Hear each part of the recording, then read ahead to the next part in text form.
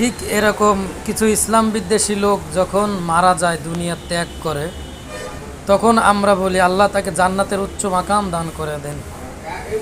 কিন্তু আল্লাহ তো তার সিসিটিভি রেকর্ড রেখে দিয়েছে যে সে জীবনে চলার পথে কি কি কাজ করছে, ইসলামের পক্ষে কাজ করছে না ইসলামের বিপক্ষে কাজ করছে।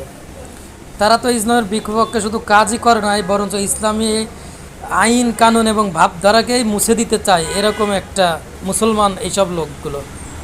তো আমার এই কথাটি বলার উদ্দেশ্য, দেখি যে প্রায় এলাকায় বা অন্যান্য জায়গায় লোক মারা যায় যারা ইসলাম বিদ্বেষী এবং ইসলামী আইনের বিদ্বেষী।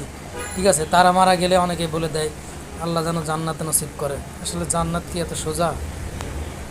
যদি এরাই জান্নাতের উচ্চ মাকাম দান করা হয় এদেরকে, তাহলে যারা আজীবন কষ্ট করে ইসলামের পথে চললো তাদের কি অবস্থা? সকলের এখনই সিদ্ধান্ত নেওয়া উচিত, সঠিক বুঝ সকলকে দান করে।